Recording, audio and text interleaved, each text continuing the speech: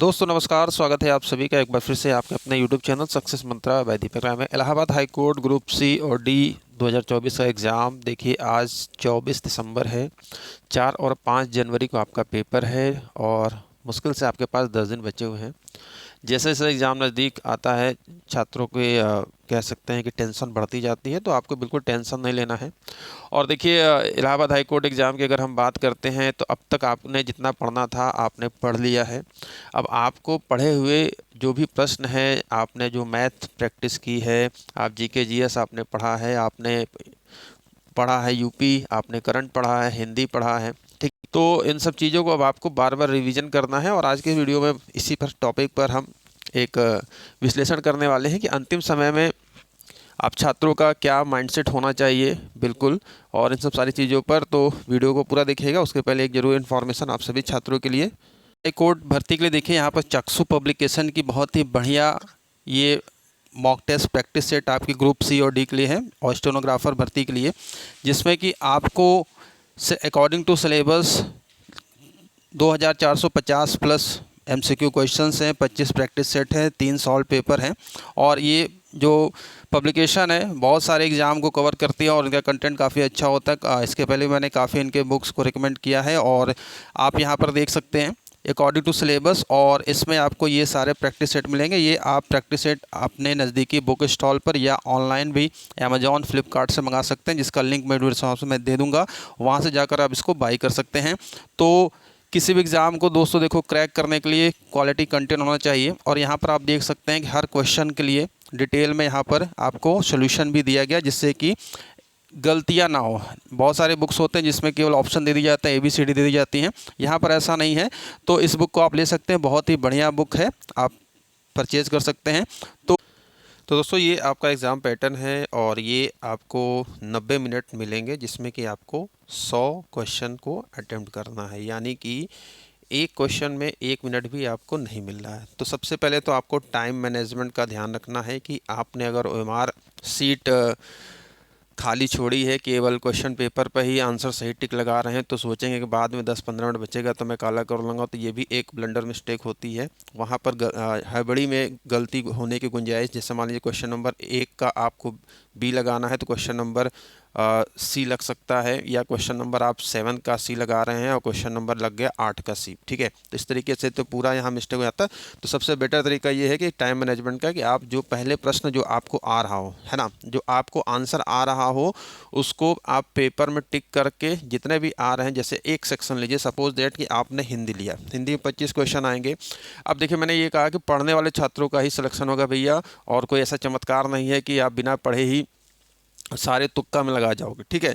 तो मान के चलिए अगर आप पढ़ने वाले छात्र, तो कम से कम 25 में से 17-18 क्वेश्चन तो आप पढ़ने वाले हैं, तो आराम से कर सकते हैं। मैं मान सकता हूं कि 20 क्वेश्चन भी आप कर सकते हैं। जो रिमेनिंग बचे हुए 5 क्वेश्चन है, ठीक है, इस पर थोड़ा सा ध्यान रखिएगा।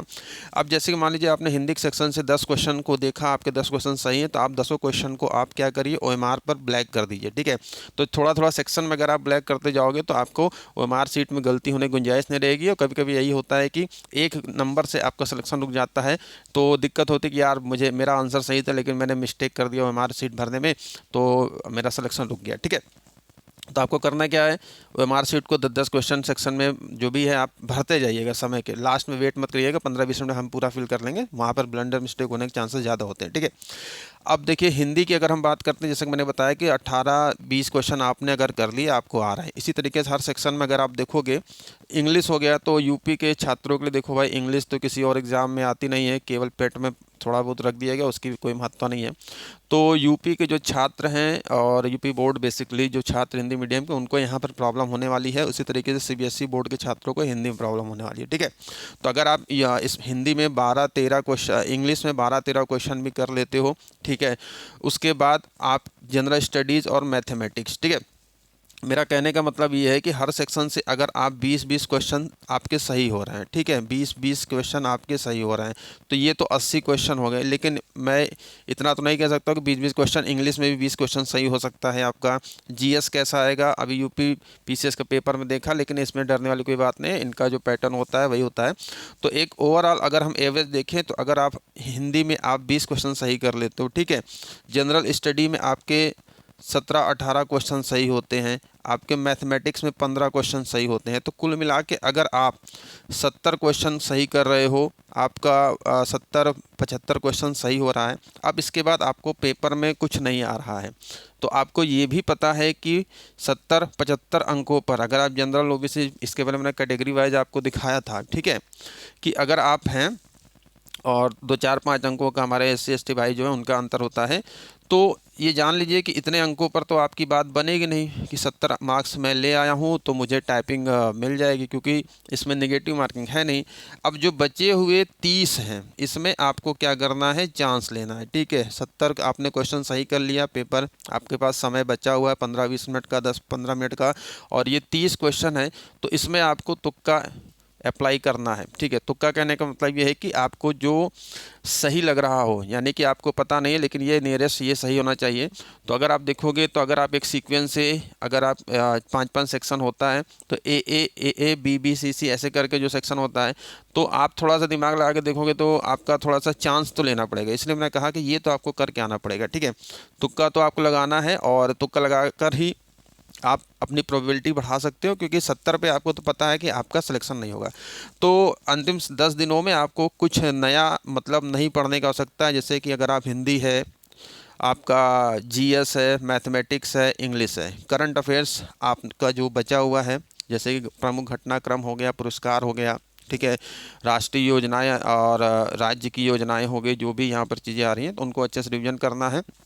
और बार बार आपको हिंदी, इंग्लिश, GS और मैथमेटिक्स के मॉक लगाने हैं 10 दिनों में। अगर आप डेली कह सकते हैं कि अगर 100 क्वेश्चन है, 4-4, 5-5 मॉक लगाते हो, तो आपका 5-50, 60-50 मिनिमम, अगर मैं मानूँ 5-5 मॉक टेस्ट लगाते हो और 500 क्वेश्चन डेली प्रैक्टिस कर रहे हो, तो 50 मॉक टेस्ट तो आपका 10 दिन में हो जाएगा। इतने में आपका कॉन्फिडेंस लेवल बूस्ट हो जाएगा और आप पेपर में अच्छा करके आ सकते हो। इसलिए मैंने कहा कि जो मैंने बुक रिकमेंड किया है, अभी भी आप 10 दिन है, उस बुक से या आपके पास जो भी किताब है, आप उससे क्या कर सकते हो, आप अपना मॉक टेस्ट लगाइए ज़्यादा ज़्यादा और अपना स्कोर चेक करिए कि हमारे कितने स्कोर मॉक में बन रहे हैं, ठीक है।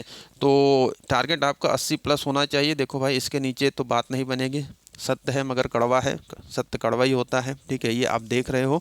और पेपर का लेवल पे डिपेंड होता है। बेसिकली बहुत सारे छात्र भी कमेंट करेंगे कि सर पेपर के लेवल पे डिपेंड होता है, लेकिन आप यूपी अगर इसकी बात करते हैं, अधीनस्थ न्यायालयों की जो भर्ती हाईकोर्ट कराता है, आप इसकी हिस्ट्री उठा के देख लोगे तो मेरिट कभी भी इसके नीचे नहीं गई है, ठीक है। ग्रुप C और D की बात करते हैं, 90 मेरिट चली जाती है, 85 मेरिट चली जाती है, ठीक है।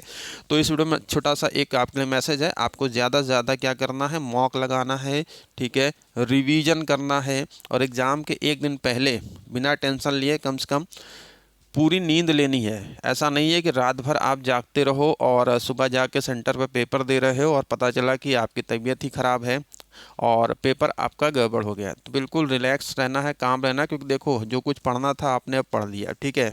और समय पर्याप्त नहीं भी था, 1-1.25 महीने का जो विज्ञापन निकला था, 1.5 महीने में जो पेपर कराया जा रहा है, लेकिन आप विद्यार्थी हो, आपका जो विद्यार्थी जीवन का धर्म होता है स्टडी करना, ठीक है। तो लगातार आप पढ़ते हैं तो वही चीज़ें आपके यहाँ पर काम आ रही हैं। तो इस वीडियो में बस इतना है। आपके क्या विचार है नीचे कमेंट बॉक्स कमेंट करिएगा। अभी के लिए इतना ही, मिलते हैं नेक्स्ट वीडियो में। Thank you.